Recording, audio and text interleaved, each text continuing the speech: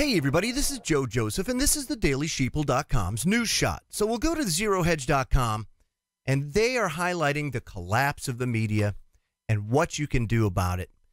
They mirrored a counterpunch.org piece. Very, very fitting, considering how the mainstream media and social media is being used to stifle dissenting opinions. We've been seeing that more and more under the guise of fake news, and people are just getting tired of it. And I'm glad that people are getting tired of it. You know, people are fairly smart, and when presented with information, they'll typically, see it and come to logical conclusions about things. In this case, we've been subjected to decades upon decades of controlled propaganda programming by the mainstream media and the control freaks. It's really that simple. And this article says when a system enters into the final stage of its deterioration, whether that's an institutional system, a state, an empire, or a human body, all the important information flows that support coherent communication breakdown. And in this final stage, this situation is not corrected. If it's not corrected, the system will collapse and die. Now, it's been increasingly obvious to nearly everyone out there that we've reached the stage on the planet in our democratic institutions. We're here. We're here. You're seeing a lot of people pissed. And, whether you like the right or the left, it doesn't really matter. The fact is, people are being polarized. It's all done by control. But they don't like the system the way it stands. So the mainstream media, social media, propaganda machine is basically directing the dissent. That's how they do it. And it does a couple things. First, it keeps people docile and apathetic, and kind of gives you a hopeless feeling. But it also feeds the left-right paradigm, which is totally and completely false, doesn't exist. They're all in cahoots with one another.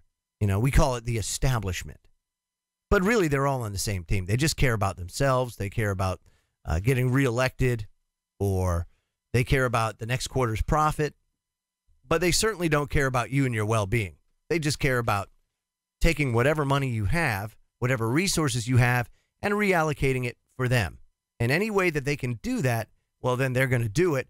And their mainstream media mouthpiece has been very effective in doing it for decades and decades. Well, now they're losing control. This article goes on.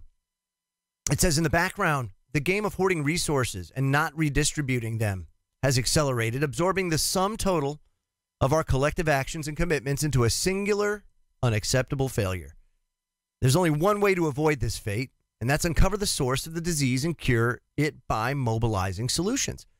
This is in the background, however, the game of hoarding resources accelerates, and we're about to break down this whole disease and come up with a picture, if you will, of where we're actually at.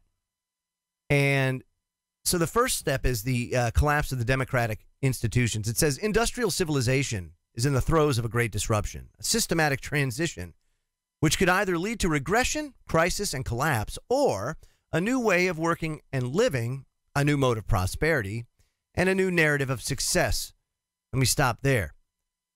They're trying like hell to keep the current construct in place. This money for labor construct, the control grid, the control mechanisms, and they've even got enhancement to it now with AI and everything else. But we're fast approaching this event or this day where human labor becomes obsolete, where machines have become advanced and cheap enough to replace humans in the labor market.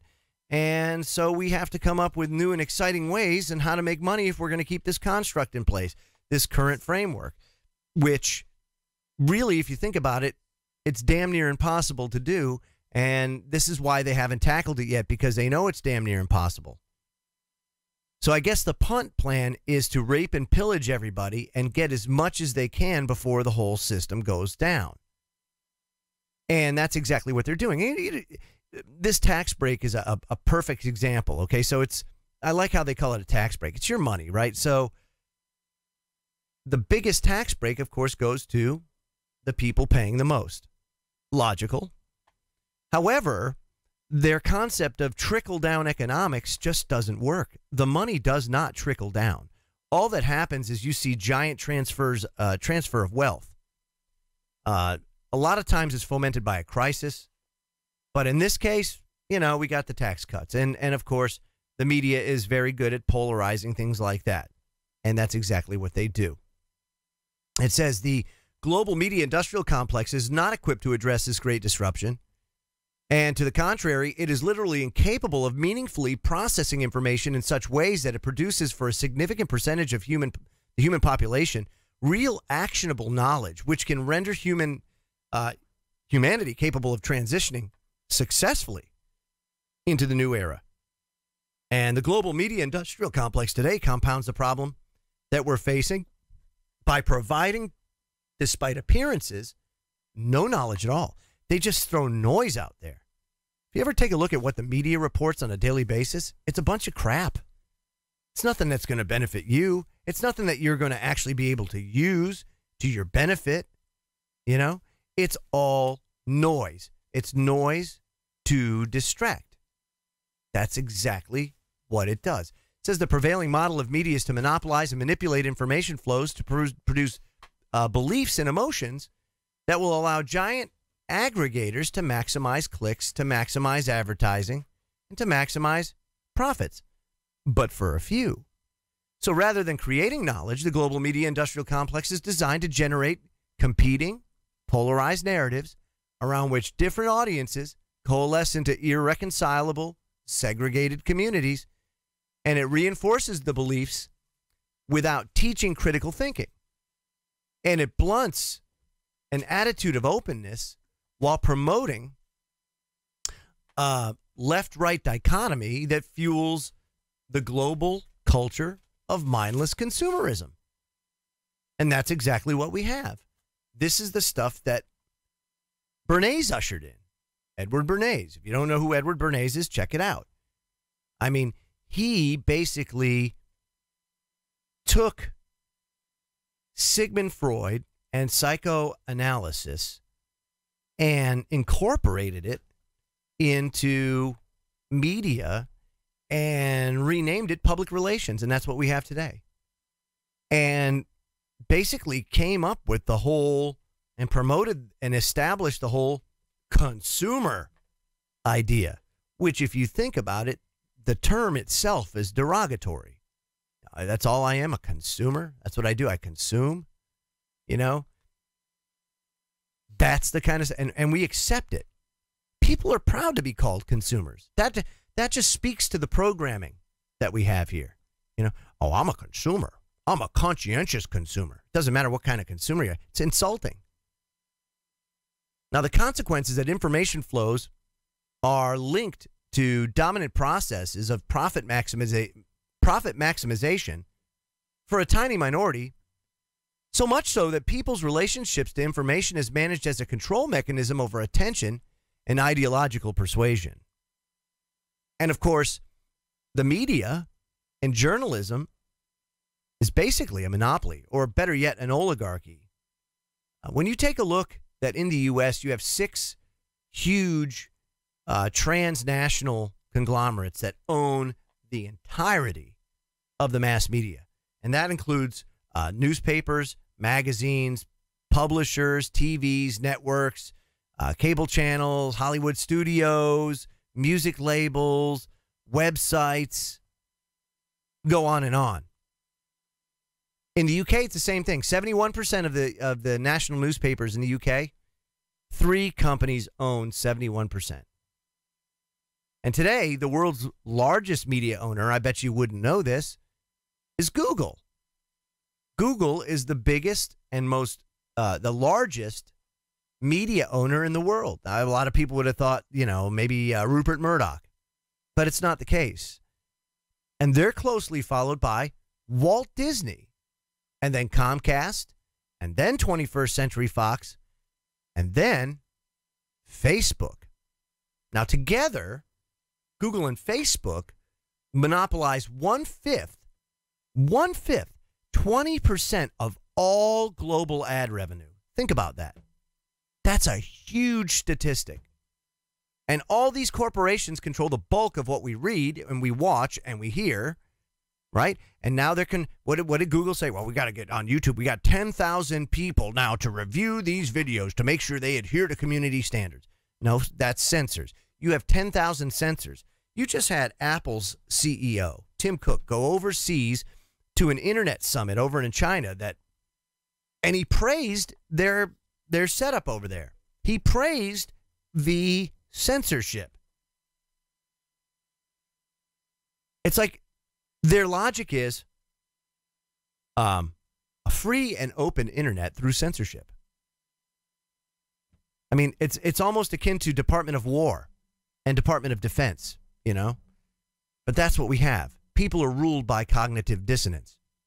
And the media has totally and completely circumvent the power of the people and also our ability to network through this censorship structure and this fake news narrative that just seemed to permeate relentlessly, even though nobody buys it. Nobody believes the mainstream media. Look what just happened with ABC. It's unbelievable.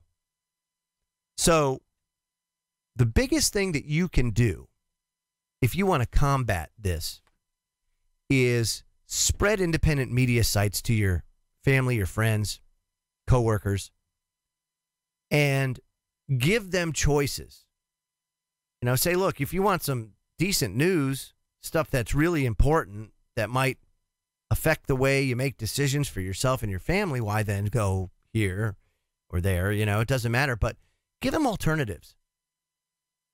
And I bet over time what you're going to come to find out is that they'll really appreciate it only because you're getting substance, you're getting content. You're not getting crap, which is what's spewed by the mainstream media. So the power is really in our hands, folks. It's really comes down to, you know, are you going to continue to support the Facebooks, the Googles, all this kind of stuff, or do we put our foot down and say no more, and instead rely on our independent media sources to provide the news that you need every day? I mean, it's a pretty legitimate thing to do, and I highly encourage it, only because you can see that, and I point this out all the time when I'll highlight like ABC News, NBC, CBS, all the major sites. I go through and I tell you this is fake, this is false, here's why. This is propaganda. This is how they're trying to control you. When you start looking at or reading books like Positioning by Jack Trout, or Propaganda by Edward Bernays, you come to find out that it's all about power and control. And we have, whether we like it or not, under duress or not, given that control, given that power to these outside entities. And folks, it's time to take the power back. It's really that simple. I'm Joe Joseph. This was thedailysheeple.com's News Shot. Feel free to comment below and visit our website at thedailysheeple.com. # Wake the Flock Up. Have a great day, everybody.